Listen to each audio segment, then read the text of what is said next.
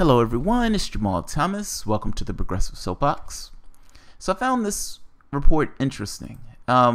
Interesting for a few reasons. Its conclusion on the first part. The second part is the perspective that reached that conclusion.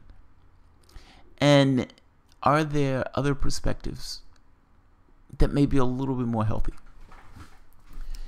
This is, this is an Army doc. At our own peril, Department of Defense risk assessment in a post-primacy world. Post-primacy. What that means is, in a world that doesn't necessarily have one singular power, we can't just attack anyone and tell everyone what to do. We won't be the only superpower. This is from the Department of Defense, which makes it that much more fascinating. The United States Department of Defense faces persistent fundamental change in its strategic and operating environments. This report suggests the reality is a product of the United States entering or being in the midst of a new, more competitive, post-U.S. primacy environment. The primacy conditions promise far-reaching impacts on United States national security and defense strategy. Consequently, there is an urgent requirement for the Department of Defense to examine and adapt how it develops strategy and describes, identifies, assesses, and communicates corporate-level risk. This report takes on the latter risk challenges. It argues for a new post-primacy risk concept and for 4 governing principles of diversity, dynamism,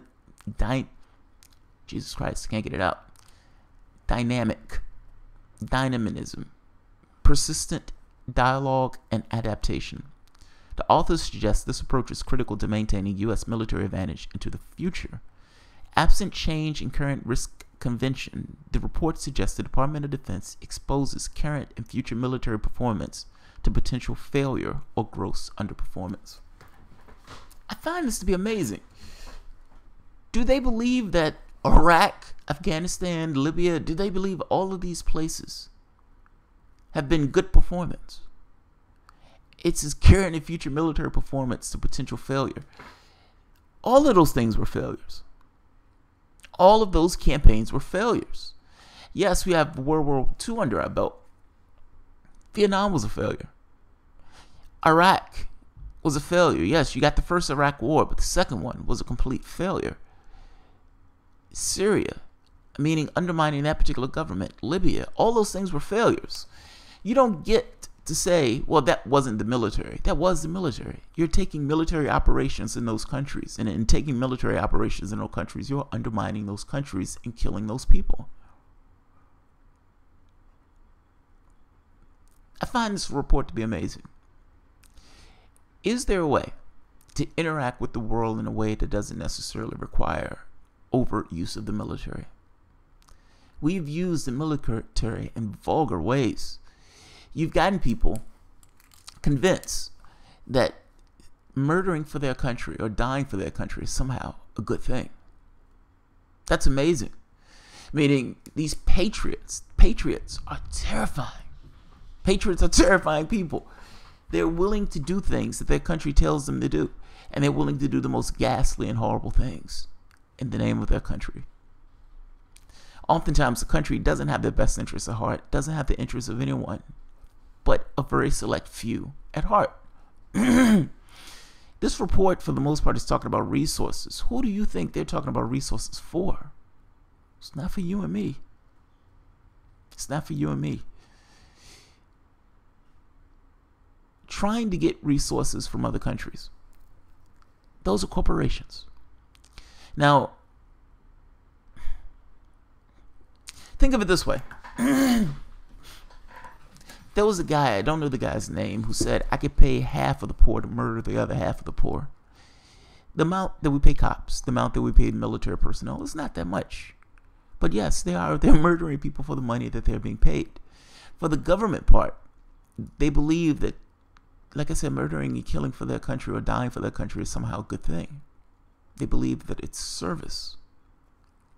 I admire the patriotism that's associated with it. I wish they understand where they're coming from. All I'm saying is there are other ways to serve your country and your fellow man than murdering or dying for your country. And you have to admit, if you're being honest with yourself, that the wars that we've engaged in or wars of aggression. We attacked other places. This report, for the most part, is saying, hey, America is not going to have the capacity to just go around and attacking these other places in this way. What is that world going to look like when America can't just dictate everything? It may be less violent. It may be less violent. If we're less likely to go into other countries and murder people in those countries and steal those resources, yes, it will probably be less violent. Private property. People make this argument. I'm going to leave it at this. People make this argument about private versus government. Whether you realize it or not, this idea of private versus government doesn't apply to you. Most people, the overwhelming majority of people, don't have enough stuff for that to even come into context or come into a conversation. That stuff deals with people with the means. You're talking about the top 1%ers. The military functions at the behest of the top 1%ers. The cops functions at the behest of the top 1%ers. They protect private property. The people with private property are the people with means.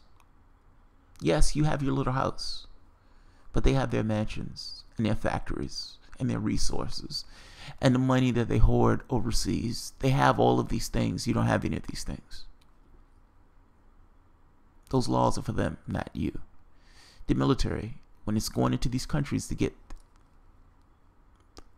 resources, that's not for you. That's for them. The goal of it is to get those resources, to make a profit off those resources. That profit is not going to you. That profit is going to them. I'm trying to make this point that the way the military has been functioning, for the most part, has not been in the best ways. Let's call it that. Let's put it politely in that way.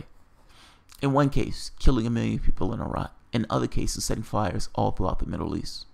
Now, I know this is not the military's fault in the sense that they were told to do it. They still did it. They still did it. We need to have a different idea of service. That's all I'm getting at. Service should be more than just killing and dying for your country.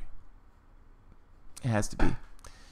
Because understand, you're going to have people in other countries who feel the exact same way.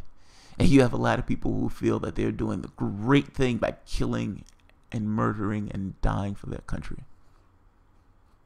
I would rather those people do service in a way that don't have them murdering and killing people. Or dying, for that matter. There are other ways of service. That's what I'm getting at. Alright guys, I'll leave it at that. If you enjoy the content, feel free to share, write, subscribe, and of course, you can always support the work through Patreon. Thank you.